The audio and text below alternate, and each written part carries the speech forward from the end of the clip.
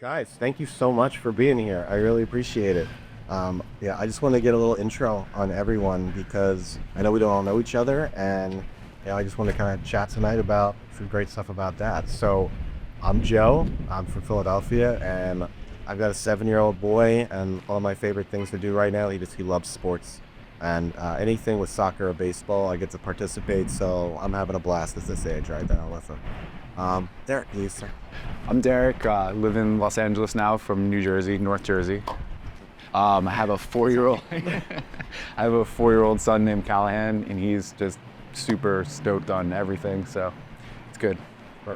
That's great. Go ahead, man. Hey guys, I'm Matt.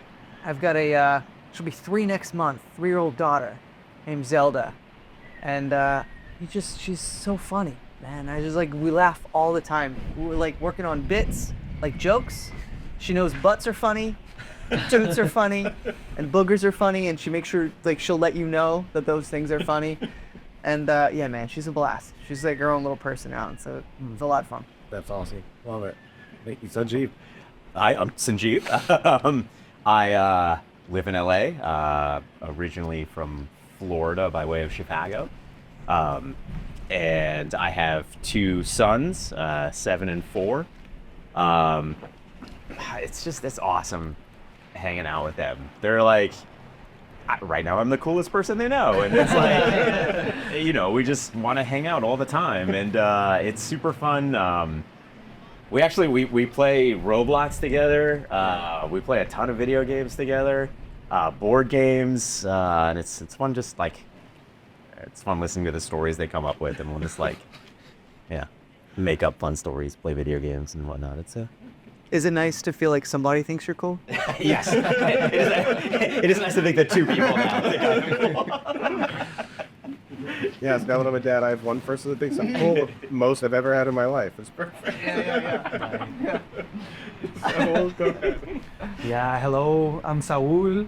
I think I'm the new dad in the group, right? I have a 1-year-old. His name is Eric. And he's in the stage where he, 1, still doesn't let us sleep at night.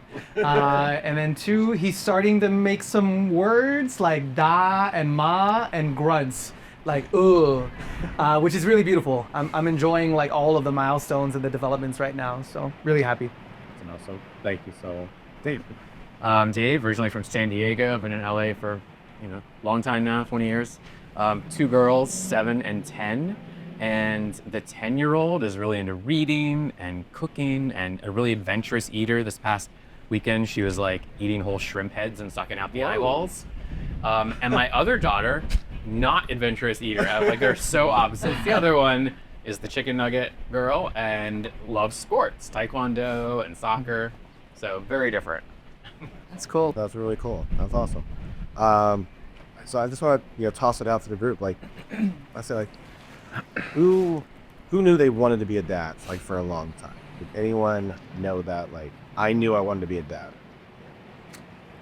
I feel like I was fortunate where I have a really good relationship with my parents, and my dad in particular. He was like, he's a boomer, but I think sort of bucked the trend in that he was very sensitive, like a sensitive dad, and like was very involved. So I have like sort of I was very fortunate to have a good role model of like what loving parents could be. So in that respect, I was like, oh, I would like to do something. I would like to do that. You know what I mean? But it's scary, to make that kind of, like, we made the decision to be parents. So, and all the things that kind of involved with that. And also we were later, late 30s, having our first kid too. So it was kind of like the ticking clock. You know what I mean? It was, I want to experience what my parents experienced, but then also sort of struggling with the nerves of it all. Mm-hmm. But so like there was something in me, but I think it took longer than maybe for some, just because we're thinkers. I'm a thinker, and I like to like really kind of weigh it all out. So it was there, but I really needed to feel okay. Yeah.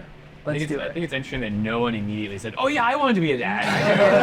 Yeah, that's true. I never, I didn't I don't think I ever thought where I was like actively like, oh, I want to be I just knew I was going to be. Okay. And I was like excited about it. I wasn't ever like, oh, I don't want to be a dad. I think it was one of those things where it's like my parents and my relationship with my dad and my mom, like I had a really good one as well. So yeah, it's that, not like, scary. Like, yeah. like that's the thing. I think feel like some people, when you don't have the best experience with it, you're like, oh, there's more reservation. Okay. Yeah, but, Yeah. like I was excited Yeah. to be a dad. Mhm. Like I was just always excited to be one. 'Cause I was like, oh, I get to do the cool things.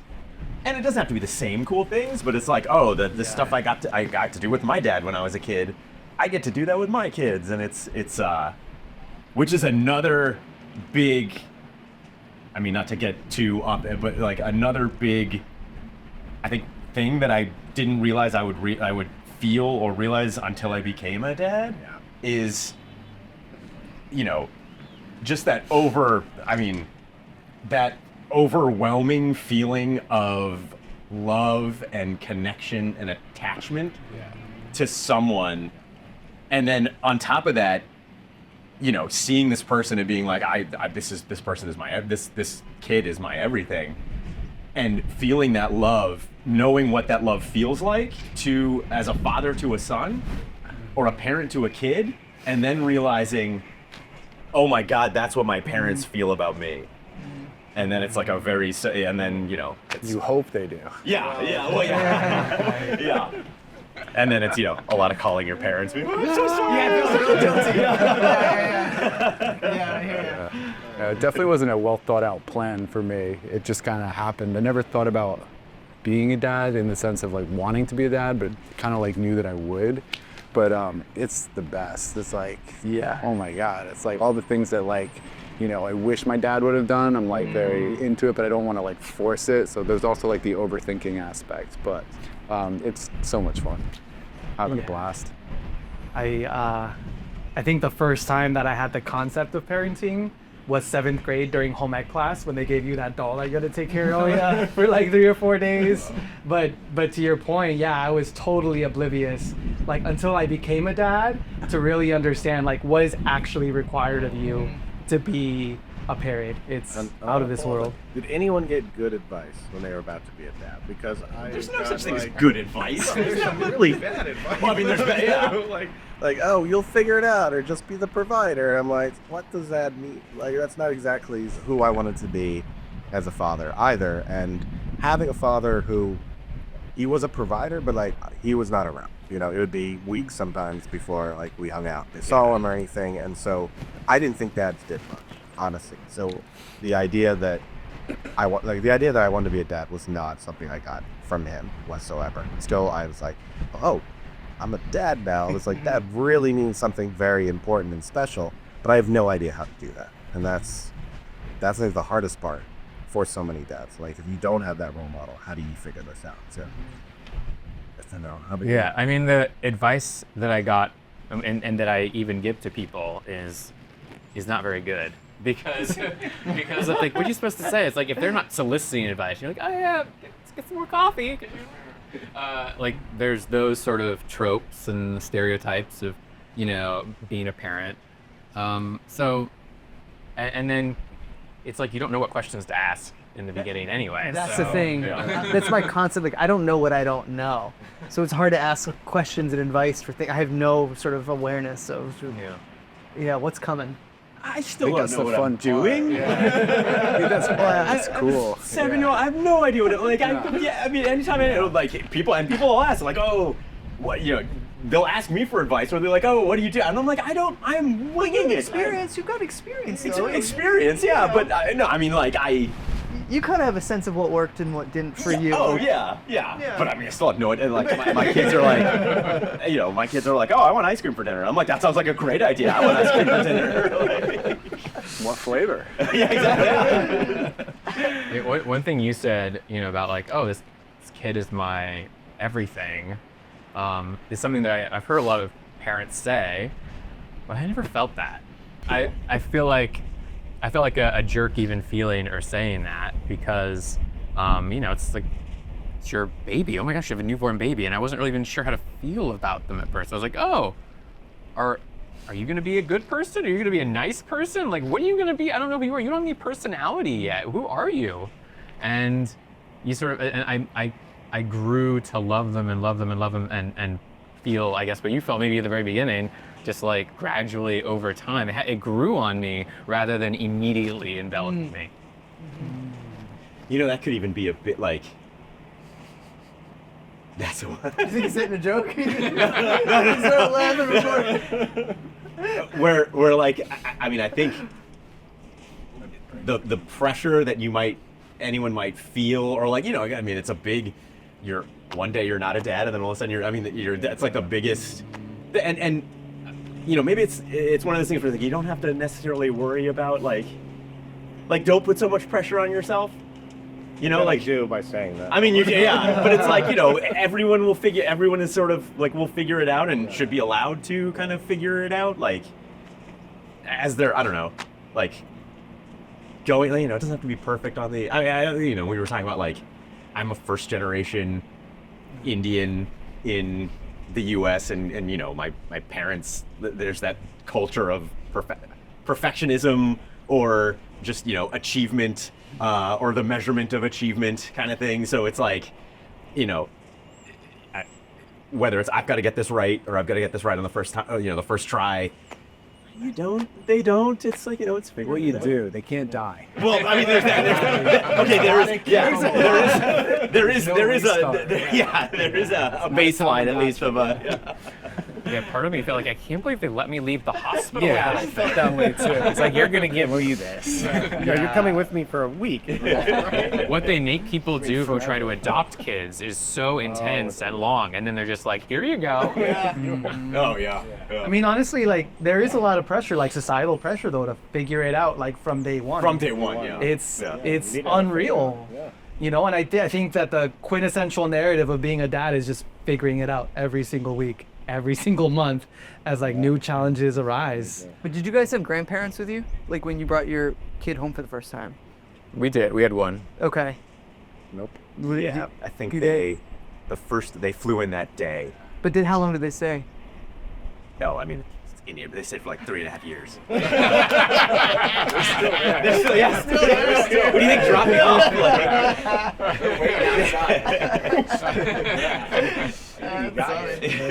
All right. So, how many of you are parenting different the way than your fathers? You learned from your fathers. How many of you have changed ways?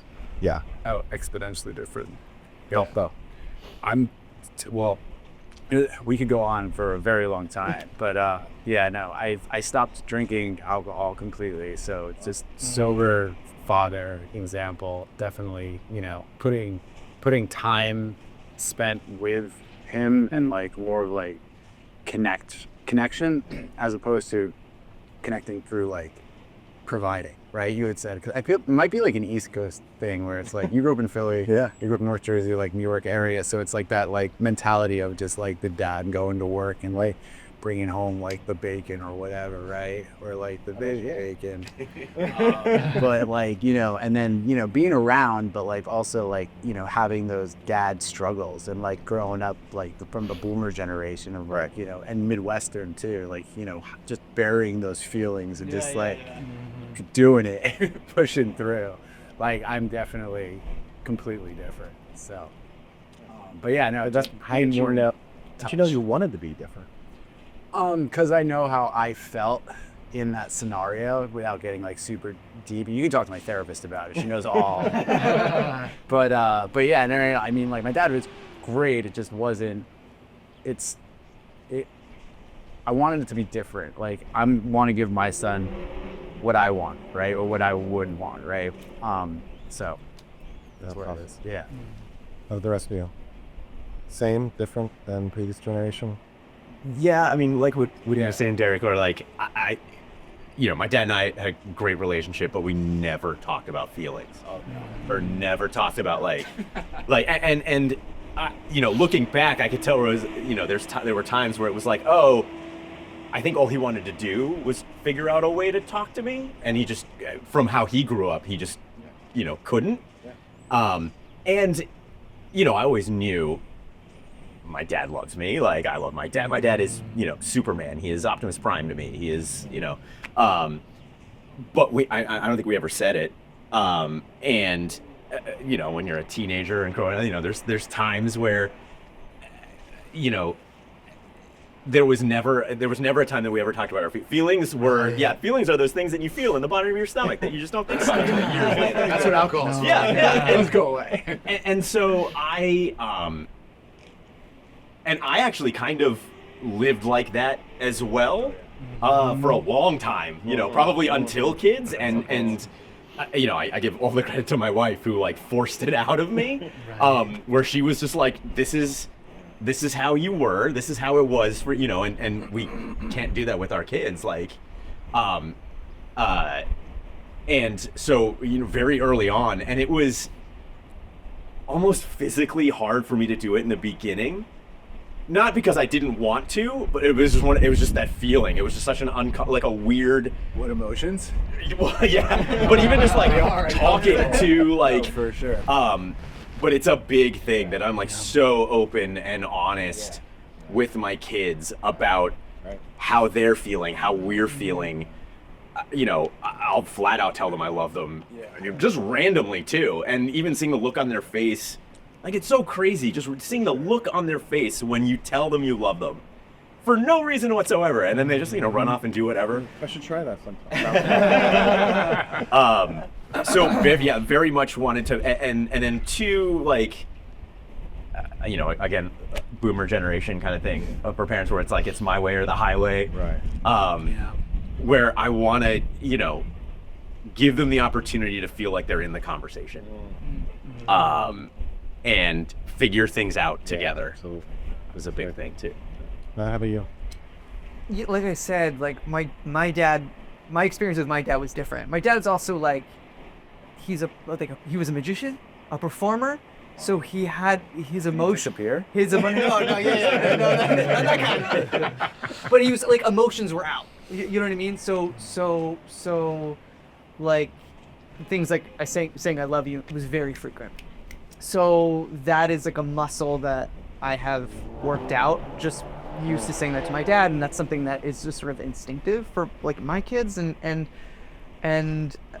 the only thing that I could say that I've kind of made a conscious tweak to my parenting style, different than like my own father, is I sort of look at it how you teach a kid to swim, where I see this like two different ways, where you can, you know, you throw your kid into the pool and then you trust that they're gonna figure that out, because they're gonna flop around and they're gonna get the hang of it, and they're gonna start figuring it out. Or you like get into the pool with them and you take time and you're swimming alongside them and you're holding them up, and it's like you kind of go, and that's how I was raised for every situation. To the point where it's like, oh, you may want to throw me in the pool once or twice and just see. So things like that, I'm trying to, which is uncomfortable for me, because I want to do things for her and I want to be on top of like, and really help her through everything, but really kind of taking a beat and going, let me see if she can figure this out on her own. Let me throw her in the pool, and as scary as that is for me, and also terrifying for her in real time, I can trust that she'll be okay, and really pushing myself to do that. So that's just the top of my head, the one really like conscious tweak that I've tried to do. You know what I mean? Yeah. Hey, how about you? Yeah, my dad died when I was 2, so it was a bit different situation. I got a stepdad when I was 5 or 6, who's great, but I was also from a military family. Oh, wow. And so it was a little bit more of like the you follow orders vibe. Yeah. And I approached parenting more from like, I want to be your friend, and a little bit more of a softie. And so I intentionally did that, but I realized a few years in that I turned that knob too far. Yeah, you gotta turn it back a little bit. You overcorrected. Yeah. So, no, I'm your parent. That's funny. Yeah. So, as the newest dad. I think I have all the wisdom, right? I really appreciate the parenting style that my dad had, yet at the same time, there's a lot of things that I changed, even in the short span of me being a dad. My dad told me that the day that I was born at 5 in the morning. That same day he had to go back to work because he had to provide for the family. He had to pay the bills, right? And here I am being a dad, and I, leveraged as much time as I could that was, afforded to me through the state and also through my employer. And then to the, loving aspects, I say I love you to my son, more times than I can count. And it's really important for me to do so because to your point, I think sometimes we present ourselves like Superman, but we also have to show ourselves as Clark Kent, and show that vulnerability as well. One thing that I really appreciate about my dad, and it's something that I try to instill as much as I can, is integrating my culture and showing my son as much as I can about the traditions from my family and my family's family. So this past weekend we went to Mexico City, and I'm hoping that we can just make it an annual tradition to just ensure that my son knows where my family comes from. Or his family. Yeah, Yeah. his family, right? Great family comes from. That's awesome.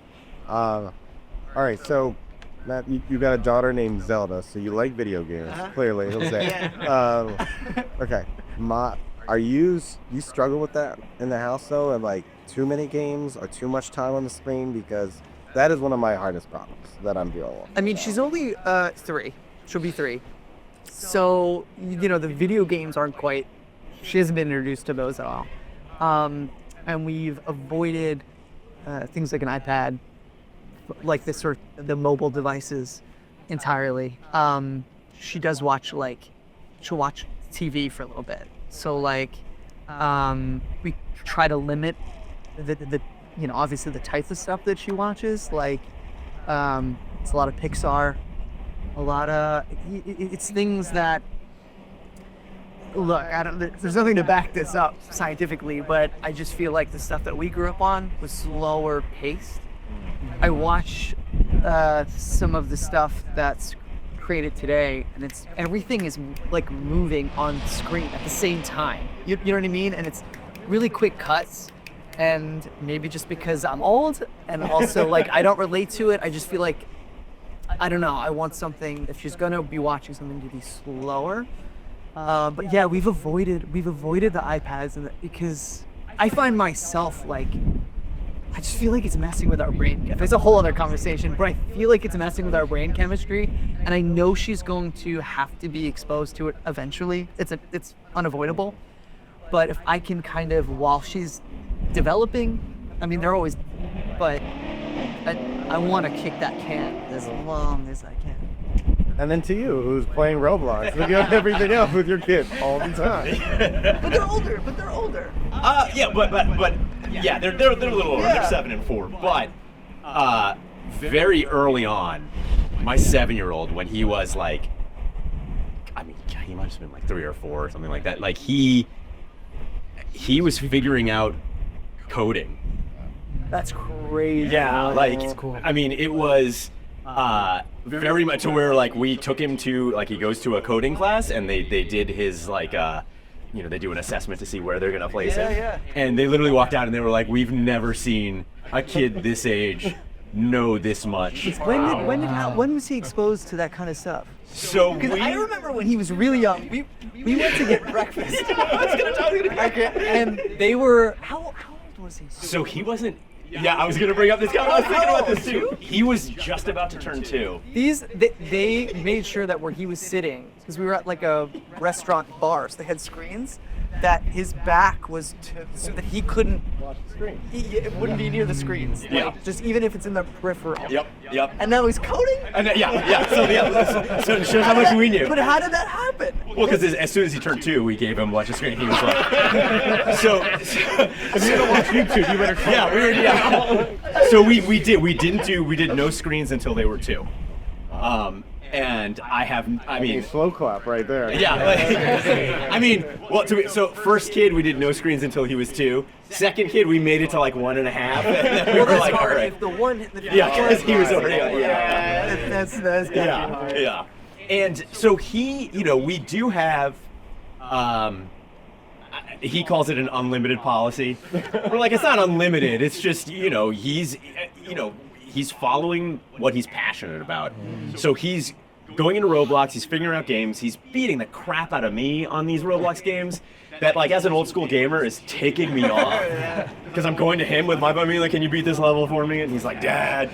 But then he'll go in and he'll code. He'll create his own game in Roblox. And they're getting more and more intricate, and he was doing this like way back when. He'll go on YouTube to teach himself. I found a grown-up dad because I felt unprepared and I wanted to be a different kind of father than I had growing up. Today, Grown Up Dad is a nationally broadcast TV show across PBS, and we're working directly with dads and experts around the world to share important stories and advice so we all find the joy and strength of being a father. Now, Grown Up Dad is a nonprofit. We operate from the generosity of viewers like you. So please hit that subscribe button and join our small Dad Collab groups. Go to that website, grab some merch, and together, let's make fatherhood better for everyone. All right, so what are you guys really challenged at home with your kids? What a challenge for a 1-year-old is definitely different than a challenge for, you got preteen going on. Like, there's a lot. And, right now I'm really struggling with screen time. Sam's like, my kid is great in so many ways, and he's fine with TV, and he's fine with games. But with video games in particular, like my wife and I, we have not gotten him a Nintendo Switch yet. And we thought we were really doing the right thing by kind of like waiting, because we knew like he's a competitive kid, right? But when his 3 best guy friends each have a Nintendo Switch and he goes over their house and now he gets his ass kicked because he doesn't have access to it, we created a whole different set of problems that were unexpected. And he's like, I need a Nintendo Switch just to like play with my friends. And I'm like, it's a really solid argument. I don't want to give into that yet. And so just trying to help him understand, like, this is a good way to be able to handle video games and enjoy them and not feel so competitive about it. So it would help him through that. Like, it's hard to figure out that boundary for him. So I'm wondering if any of you guys are dealing with something similar. Hopefully not for the 1-year-old. But what are you dealing with at home with the kids now? Screen time wise or anything? What are you doing? I mean, we talked a little bit about how we're engaging with our kids' feelings, and the thing I struggle with the most is my kids have such big feelings. Like, they go from 0 to 10 just in a second. And so I'm like trying to figure out how to get them to regulate themselves better and not like explode at the drop of a hat.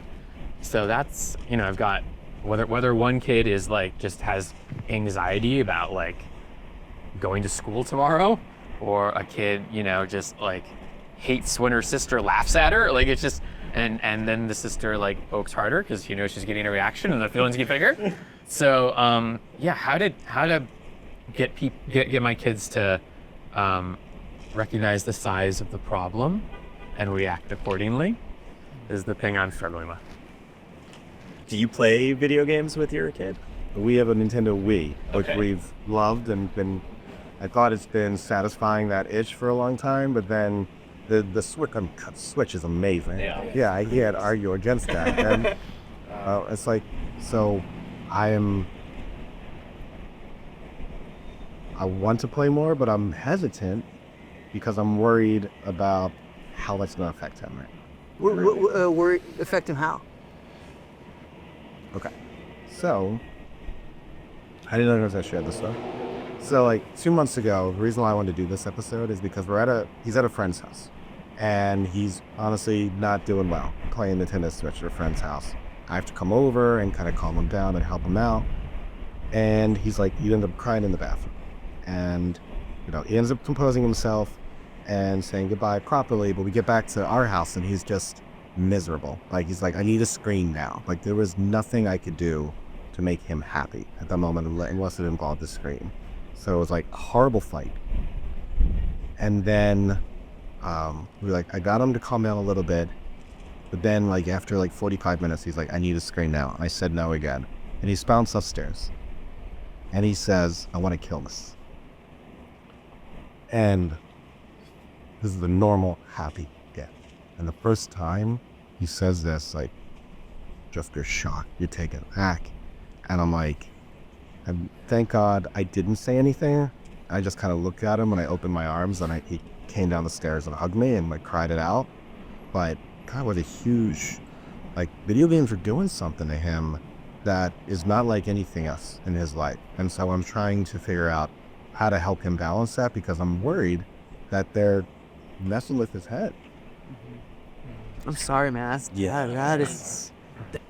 There's some like Is the problem there the video game, or is the problem just learning how to have relationships with Have really big friends Yeah. with everything. He is an only child, so I think there's part of it too that's like getting used to losing more and getting used to like trying to have that other relationship, and honestly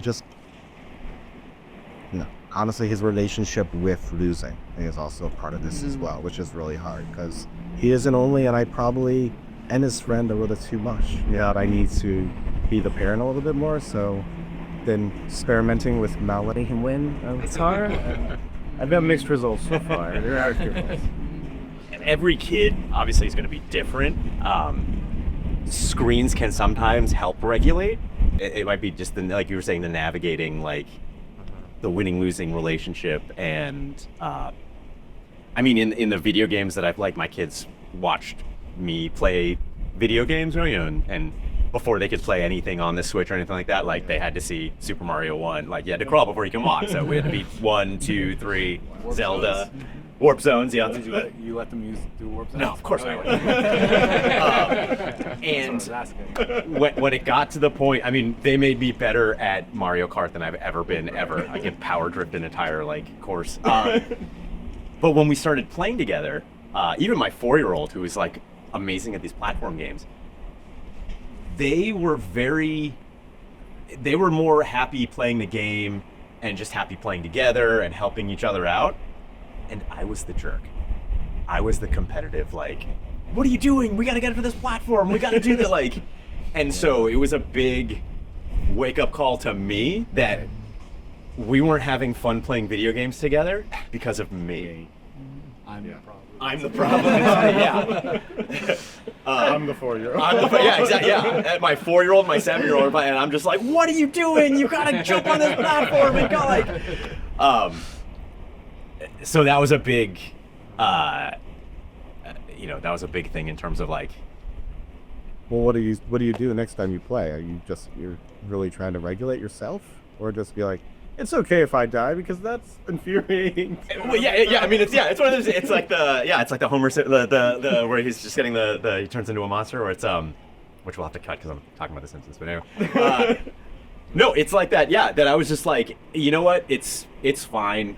Like my kids are having fun. Why should I? It was just the ingrained competitive, like that of sort of getting over that. Yeah. So it's sort of just like wanting to make sure that I'm the best version of me for my kids. Gracias, Diona.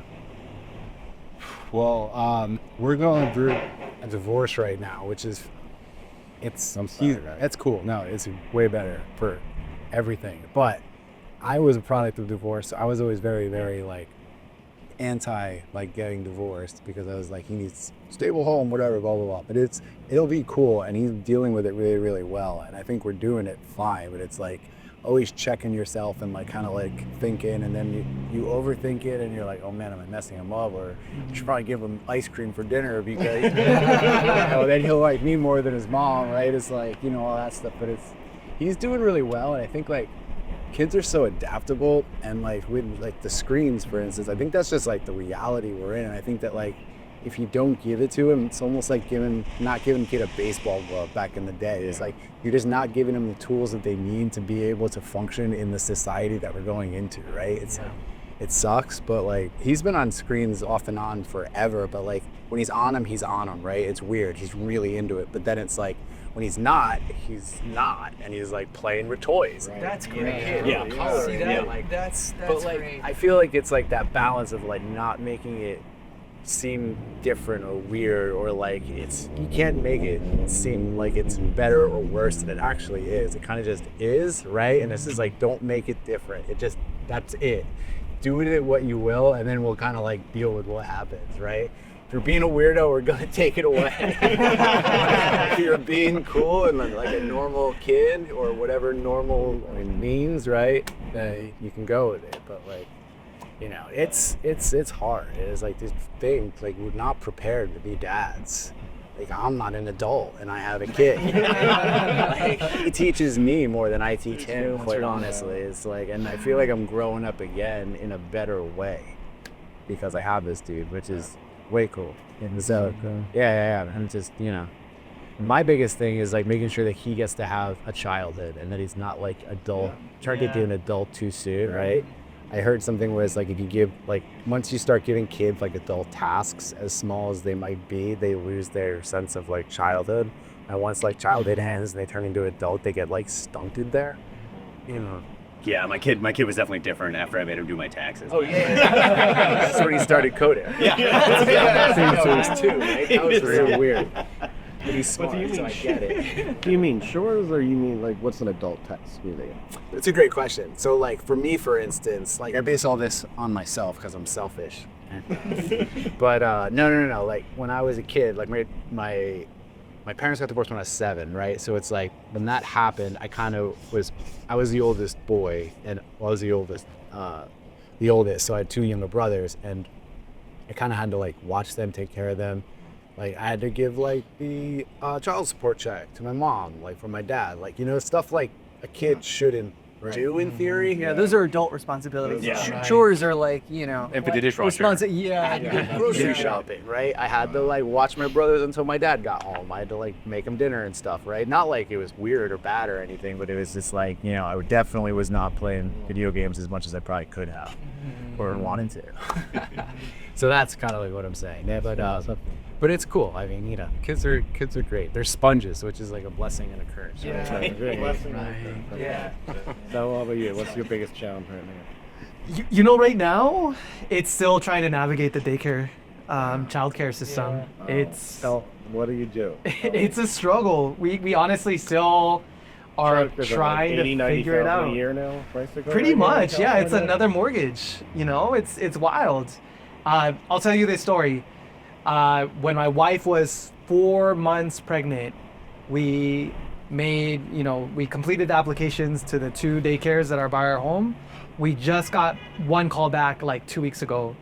Wow. And he's about to be a year old. Yeah. That happened to us too. I have a good recommend. I don't know where you live, but in Playa del Rey, we got a great deal, and they like take kids, so they can hook you up. Might be a little too far from the east We only side. pay $1,000 a month, which is like super cheap. It's like super cheap. It's super cheap.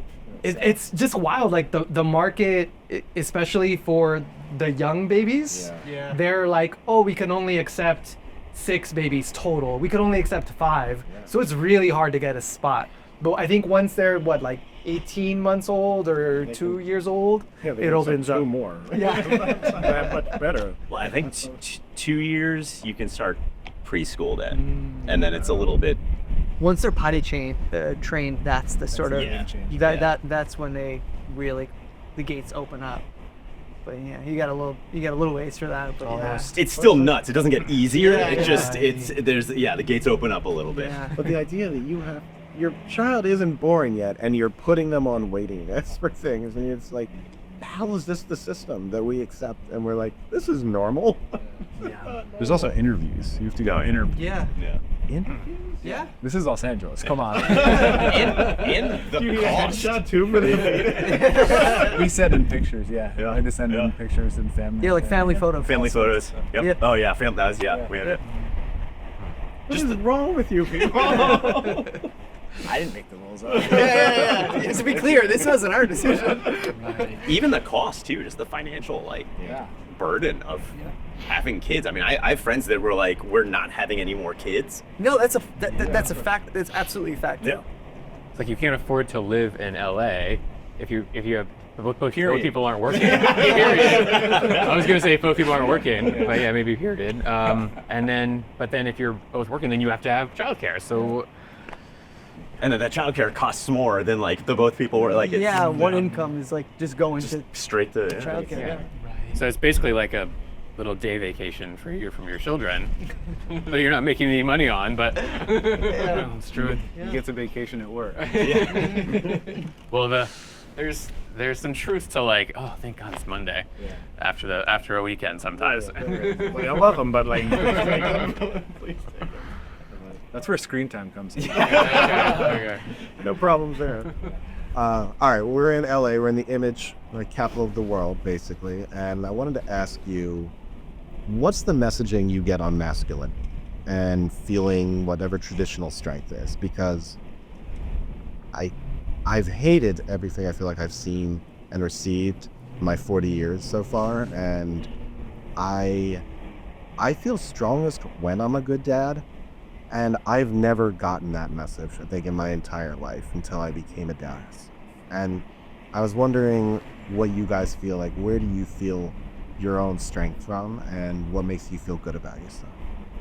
Like you're saying, I learned so much from my kids, and like it's so amazing to see how they interpret the world through their eyes, or how they interpret what these societal things are, or what they aren't anymore, to them or to their generation. I mean, I don't know about masculinity. I mean, I kind of stopped. Not that I ever worried about it. As soon as I got married, I was like, I don't care about masculinity. I'm like, I'm married. It's my wife. Like, we're good. We're a team now.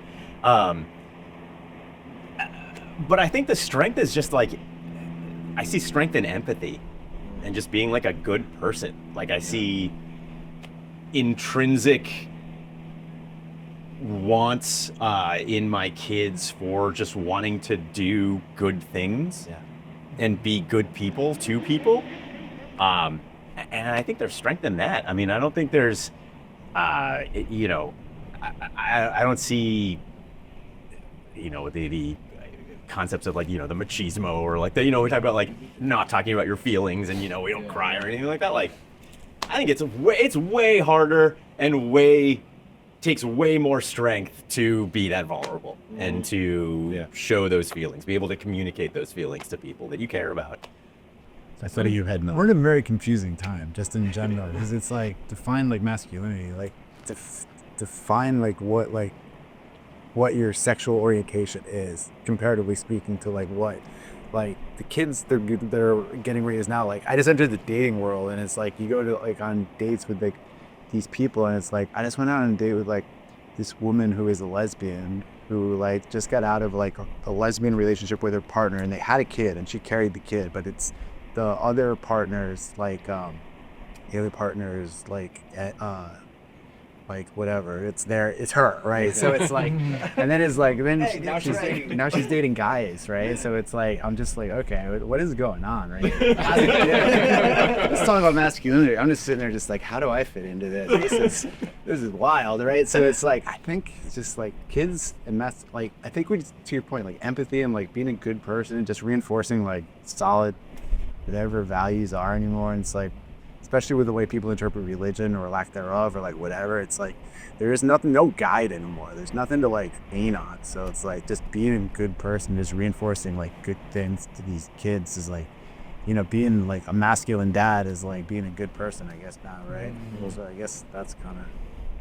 Yeah, I mean, if you're talking about like gender, like when you like air quotes, like traditional gender norms in the household, right? Which was like the dad would go to work, and then the mom would stay home, right? I feel like, at least in Los Angeles, I mean, I don't know, here, like, it's, or I'll even go even my own household anyway. It's like, it's a partnership with my wife. Like, it's like, it's shared responsibilities across the board. You know what I mean? Financially, with our child, raising Zelda, it's and and personality-wise, we fill each other's gaps, which are nice. You know what I mean? Or we have this sort of instinctive thing where if, like, I'm feeling frustrated or upset about something, even if we're both upset about the same thing, instinctively she'll be kind of the strong one, and I'll feel those feelings, and then at some point it'll flip. And I feel like pulling strength from that has been kind of helpful. That equity in the household Equity is a great really- yeah. That's a great way. That's a great word. Yeah. Sweet. Yeah. Masculine. Masculine. Cool band name. Hell Yeah. Oh, yeah. Yeah, that's definitely my wife is the strong one. Like my kids are like, oh yeah, dad's the fun one, and like mom's the strong. Yeah. Yeah. That's great. Yeah, equity of the partnerships. So how do you feel? I'm in the early stages of unpacking masculinity. And honestly, it's like so enmeshed with patriarchy and the cultural ethos of society. But I definitely think that I draw my inspiration from the moms. If we can reimagine masculinity in the way that moms are showing up and the way that they're Have show up. exactly, right? Being vulnerable, being open, being embracive. Like that to me is what I want masculinity to look like. Wow. Yeah, I don't know how you're gonna follow that. That was We once did a yes day, which I do not recommend at all. What's a get? Is that The what you yes say day yes is where you have to? to say yes to everything your kids say. That's an absolutely a boy episode. for an entire day. Yeah. I mean, Did you know I think we going gave up in that it was three-quarters going to be of the the way worst through. idea ever? Did you lose a bet? They watched the movie. They asked if they could. There was a therapist who thought it might be a good idea, and we did it. We tried it. We set ground rules. Okay. But one of the first things they wanted to do was to go in mom's makeup drawer and put makeup all over me. And sounds like fun. Yeah, they like got a wig. They turned me into a woman. At least in appearance. And I don't know, like, whatever. Like that's fine. Like it was play. Yeah, it was play. And I think especially in LA, definitely not everywhere in this country, but definitely in LA, it's like whatever. We're all. I don't think there's strong lines that are drawn here, at least in my experience. Yeah, as expensive as it is, there's some good. That's a good. Good things cost money. Yeah. Do you guys kids act like? It's so funny because they ask with nothing behind it, like other than just curiosity of like, oh, they saw. But like, my kids will ask questions about like, oh, what does it mean if you have two moms, or what does it mean if you have two dads, or what? And like my This is normal now. yeah, and my wife and I love like Yeah. talking about. We're like, oh, it's this, and oh, you can, and then my 7-year-old would be like, okay, so like whatever you want. We didn't get that growing up. It was totally different. Definitely not the East Coast. yeah. So, as a new dad, and you're still having some sleepless nights, Oh yeah. but what's giving you hope? What's making you really happy and giving you joy for the future? I'm enjoying experiencing parenting at its fullest and at the same time being a kid again. How are you a kid again? To be honest, like being a dad is also a part of being a child, like with your child, right? So as they're having fun in the park, as they're like being in awe by farm animals, like I'm trying to be that same like awness with him, right? Yeah. So that is really inspiring for me because it gives me the hope that as my son gets older, he won't be fazed by all of the challenges that we're seeing today in society, right? So I want him to see the beauty in life. I want him to see the beauty in the very like subtle, nuanced things that aren't super exciting, but are so fun, like just being in a swing in the playground or being in the living room with your family members. Like that's what's giving me hope right now. Zach, what's giving you hope right now? That's a great question. Just being a kid again, getting that second chance. Like, I don't know.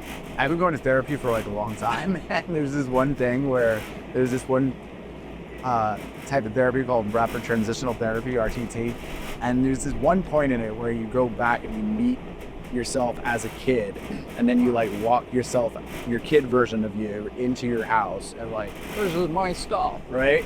Whatever, this is my life, and it's like you start crying. It's really intense. But whenever I have like my son, he's like very much like me in so many ways, but he also looks a lot like me as a kid too. So it's like, it's very like intense because I have that from the therapy background in my brain, and then hanging out with him and doing all these things and having that chance to like give him what I didn't get or what I wanted or what I didn't know was possible, like growing up at the beach in California when I grew up in like the suburbs of New Jersey, right? So it's like, that gives me hope, like him having a really, really awesome life and not having to like struggle or really want for anything unless he wants to. I want to know more about that therapy. That's really, it's intense. That's really just right. What what's giving you hope? When I make my kids smile and you just see that like that pure smile, and it usually comes when like I'm being goofy or playful or not taking things seriously, or just give them a look and they just like, it just pops out of them. It's like this pure innocent joy, I guess, and I just want them to never lose that, and so I always try to be playful and goofy with them. But yeah, that look they give me is what keeps me going. I love that. Well, my kid can't breathe. He's laughing so hard. Gold star boy. So that. Now, how about you? Just seeing her like grow and hit her milestones is like really. She had a very complicated birth. Like, Sorry. yeah, okay. I mean, but it was really like she aspirated meconium, so she was in the NICU. Wow. Then she started having seizures when we discovered she had a stroke. So she had brain damage. Wow. So it was really tough, but especially then.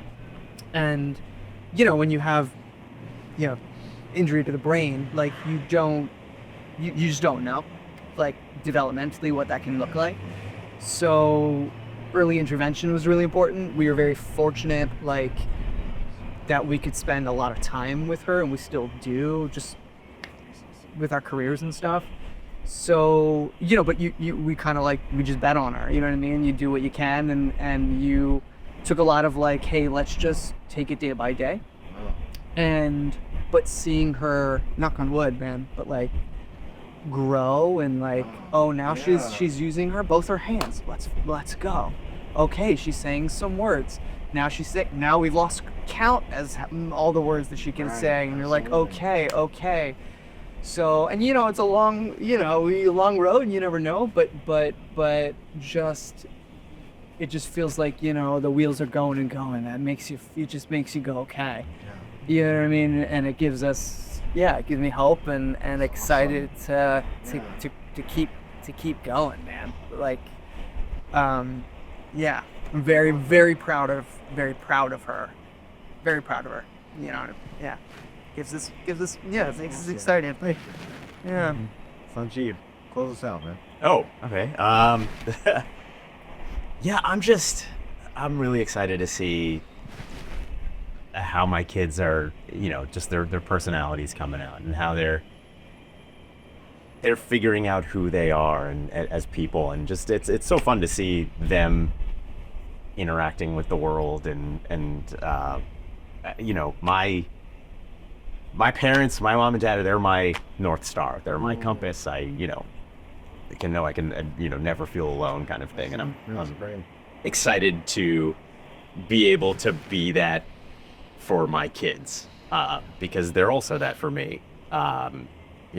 Every day is the best day of my life because I get to hang out with them. Cheers to that. Guys, keep being great dads. Seriously. Thank you for being here. This was awesome. Yeah, we got extra food, so you got to eat. Man, all right. Thank you. Thank you. This is fun. Yeah.